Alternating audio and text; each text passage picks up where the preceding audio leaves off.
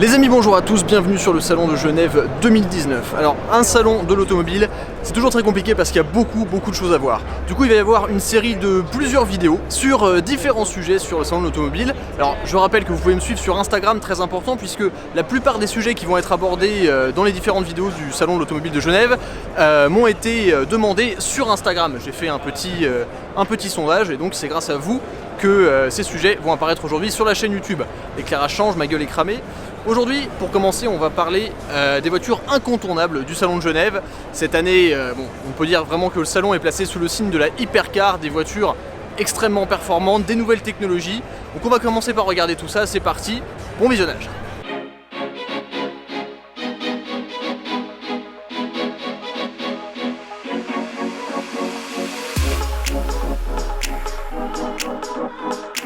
Alors je suis généralement pas un grand fan des versions découvrables des voitures orientées piste, mais pour une fois, avec la Mercedes AMG GTR Roadster, je pense que je vais changer d'avis. Parce que cette voiture est juste magnifique. Donc l'AMG GTR Roadster, c'est la version découvrable du coupé AMG GTR. À l'avant, on retrouve exactement les mêmes spécifications, donc le V8 4 litres biturbo qui développe 585 chevaux. Ce modèle a subi un petit facelift quand même, on a des nouvelles optiques qui sont redessinées, la calandre avant reste la même, pardon monsieur. Alors là, cette peinture est absolument extraordinaire.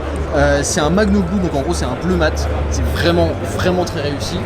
À l'arrière évidemment, alors c'est assez particulier d'avoir ça, mais à l'arrière on retrouve l'énorme aileron. Sur un cabriolet ça fait un peu tuning on va dire, mais c'est vraiment sympa. Triple sortie d'échappement, si vous ne le saviez pas, sortie d'échappement ici et de l'autre côté là-bas dans le diffuseur. Et à l'intérieur on a aussi eu un facelift, donc on a la nouvelle console centrale qu'on peut retrouver sur l'AMG GT 4 portes, donc la berline, avec la console centrale en forme de V ainsi que les 8 boutons pour signifier que c'est un V8, une console centrale qui est entièrement en carbone. Et ici vous le voyez, hop, une petite plaque avec marqué GTR Roadster 10 sur 750 parce que la voiture est limitée à 750 exemplaires. On a également un nouveau volant, une nouvelle instrumentation digitale et ainsi qu'un nouvel écran qui, vous le voyez, est beaucoup plus large. Là, le fait que ça soit un collector, ça rajoute vraiment de l'intérêt à cette voiture. Et connaissant déjà les sensations qu'on peut avoir à bord d'un Mercedes AMG GTR coupé, je me dis qu'en roadster, avec la sensation de liberté, d'ouverture du toit, etc., ça doit être extraordinaire vraiment. J'adore. Alors tous les ans, s'il y a bien un stand qui fait parler de lui, c'est Peugeot. Et chez Peugeot, qu'est-ce qu'on veut voir cette année? Alors bon, le nouvel 208, voilà, c'est très bien, mais une autre fois peut-être. Moi, ce qui m'intéresse, c'est ça. La nouvelle 508 Peugeot Sport Engineered Concept.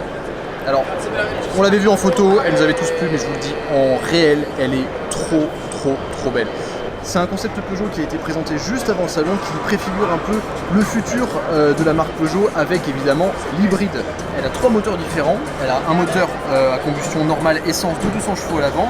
Ensuite, elle a un moteur sur les roues avant qui développe 110 chevaux et un autre moteur à l'arrière qui développe 200 chevaux.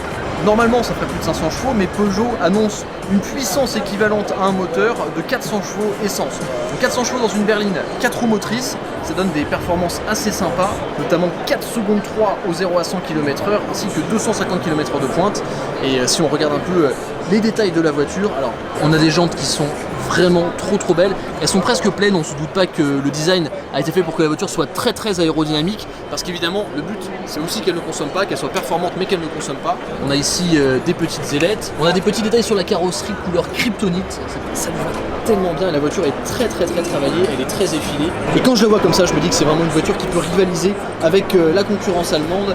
Là on a des rétroviseurs en carbone, et à l'arrière de la voiture on retrouve le fameux bandeau noir avec les LED qui défilent, super beau, et un diffuseur très travaillé aussi, donc double sortie d'échappement, une de chaque côté comme ça, avec les petites ailettes ici.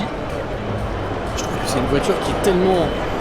Elle a vraiment de la gueule. Parce qu'un des avantages d'une voiture comme ça, c'est qu'elle a des performances qui sont vraiment impressionnantes. Elle pourra concurrencer des voitures d'autres marques généralistes ou premium, comme par exemple la Volvo V60 T8 je crois, ou S60 T8, donc la version hybride 408 chevaux et quelques. Et elle pourra aussi concurrencer des marques telles que BMW, Mercedes, avec leur moteur par exemple 43 AMG, 340i, etc. Franchement, je pense que ça peut marcher parce que la voiture est magnifique, et surtout il n'y aura pas de malus vu que c'est un hybride. Eh ouais, malin Peugeot.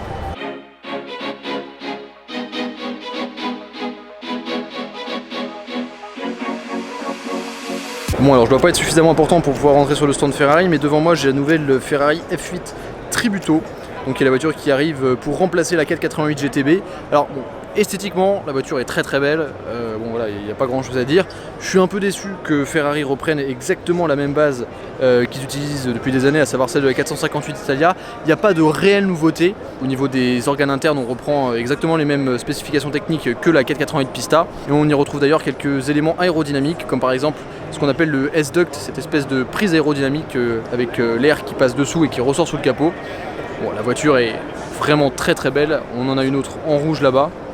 Nouvelle Ferrari F8 Tributo. Et Tributo, donc le nom qui signifie tribu pour porter hommage probablement à ce qu'est la dernière Ferrari avec un V8 biturbo qui sera proposé chez la marque au cheval cabré. Parce qu'après on va passer sur des V6 hybrides. Me voici maintenant sur le stand Aston Martin et vous voyez devant moi le premier prototype roulant de l'Aston Martin Valkyrie, donc la nouvelle hypercar d'Aston Martin qui ressemble à littéralement une Formule 1. Donc la voiture devrait avoir un V12 atmosphérique de plus de 1000 chevaux qui devrait tourner à plus de 11 000 tours minute. Si on s'arrête juste un peu sur le design de cette voiture, donc clairement ça ressemble à une Formule 1, c'est extraordinaire. La sculpture de cette voiture. Je crois que mon détail préféré c'est clairement l'essuie-glace en carbone. Limite je veux bien l'accrocher chez moi, vous voyez. En termes d'aérodynamisme, je pense qu'on peut difficilement faire plus loin. Donc la voiture a été réalisée en collaboration avec Red Bull évidemment. Juste là, cette lame qui flotte au milieu comme ça, on voit tout le travail de suspension ici de la voiture. C'est vraiment extraordinaire. Et si on s'intéresse un peu au cockpit de la voiture, alors c'est des baquets qui sont fixes, on peut rapprocher le pédalier et le volant. Et si vous voulez monter dans la voiture, il faut forcément monter sur le siège. Du coup, quand vous commandez une Aston Martin Valkyrie, Aston Martin vous fournit avec, la voiture vaut quelques millions d'euros donc ils peuvent, Aston Martin vous fournit avec une paire de chaussures qui vous permettra de conduire la Valkyrie, puisque ça sera la seule paire de chaussures que vous mettrez sur les tapis du siège. Donc là évidemment encore la voiture est inspirée de la Formule 1, donc on a des informations principales qui sont sur le volant directement, avec les palettes et les contrôles principaux qui permettent de contrôler la voiture. Et vous voyez ici le compte tours qui monte jusqu'à 12 000 tours minute. Vous imaginez un peu un V12 atmosphérique qui tourne à 12 000 tours minute. Et voilà, donc là encore on a une entrée d'air sur le toit, un aérodynamisme vraiment poussé à l'extrême. C'est-à-dire que si vous avez jamais vu un diffuseur, ça c'est un vrai diffuseur, vous voyez. Là-dessous je pourrais passer sous la voiture sans la toucher tellement c'est ouvert. Et vous voyez ici l'échappement. Alors il y a plusieurs vidéos qui ont été faites sur cette Aston Martin Valkyrie et notamment sur les étapes par lesquelles on passait lorsqu'on commandait une voiture, lorsqu'on en configurait une. Et il faut savoir que le niveau de recherche et développement qui a été mis dans cette voiture est juste démentiel. Le but c'est qu'elle soit le plus rapide possible, c'est que ça soit vraiment quelque chose de nouveau dans le monde en termes de vitesse, d'efficacité et de sportivité. Donc c'est une de ces voitures qui va concurrencer la Mercedes AMG Project One, donc qui, pour je le rappelle, a un moteur de Formule 1. Dans les vidéos, si vous arrivez à les trouver, alors c'est des vidéos qui sont principalement en anglais, je crois, mais Top Gear l'a fait, il vous explique qu'il y avait même des équipes d'ingénieurs qui étaient mises sur le projet pour préparer juste des boulons. C'est-à-dire que l'intégralité de la voiture, c'est une voiture d'ingénieur vraiment de A à Z, du travail de la carrosserie jusqu'au dernier boulon. Donc ça c'est vraiment quelque chose de... Enfin, c'est une œuvre d'art et la voiture vaut quelques millions d'euros, donc voilà. Et ce qui est très intéressant avec la Valkyrie, c'est que le design de cette voiture préfigure vraiment les prochains éléments de design d'Aston Martin, puisque ici on a un concept alors, qui s'appelle la RB003 qui en fait va être une version de la Valkyrie avec un V6 hybride qui va développé autour de 1000 chevaux environ. Donc en fait c'est une voiture qui va concurrencer, si on veut, la P1, la Ferrari, la 918 Spider, c'est ce genre de voiture. Donc on a un design pareil qui est extrêmement épuré tout en étant agressif, aérodynamique comme pas possible. Voilà, c'est des designs qui sont absolument fous.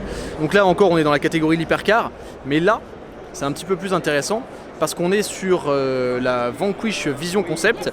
Donc en fait ça va préfigurer le design d'Aston Martin avec des nouvelles voitures avec le moteur à l'arrière. Vous savez que normalement les Aston Martin actuelles, comme par exemple la Vantage qui est derrière, dans une très jolie couleur d'ailleurs, ont des V8 ou des V12 à l'avant.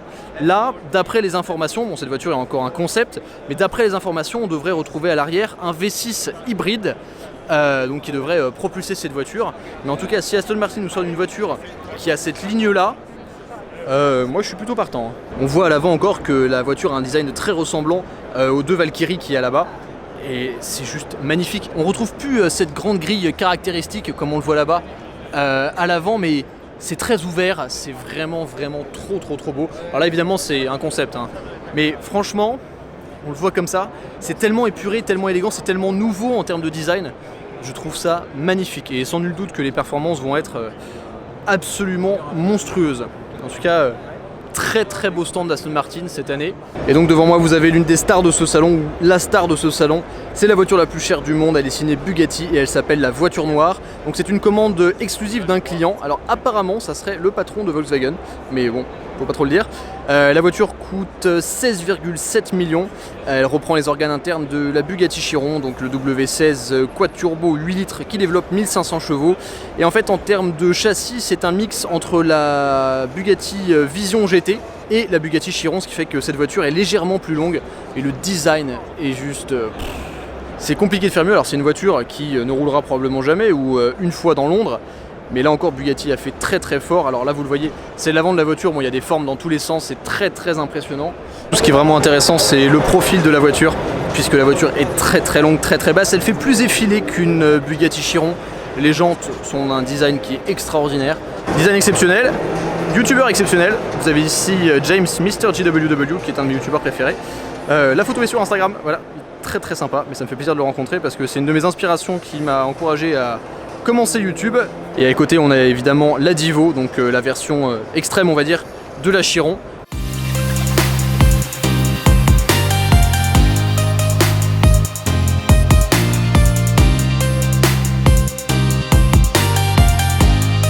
Et là devant vous, vous avez la Koenigsegg Jesko, la dernière création de cet homme, Christian von Koenigsegg. Donc la Jesko c'est une hypercar absolument démentielle qui, pour la petite note, porte le nom de son père.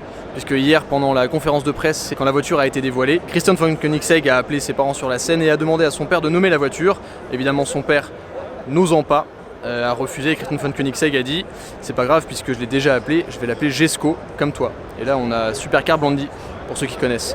Donc c'est une voiture qui développe 1280 chevaux avec du samplon 98 classique et avec du E85 1600 chevaux. L'aileron qui peut provoquer plus de 1000 kg d'appui lorsqu'on approche 300 km/h et la vitesse max de la voiture devrait avoisiner les 500 km/h. Pour l'instant Koenigsegg ne l'a pas encore testé, mais ils annoncent entre 483 et 500.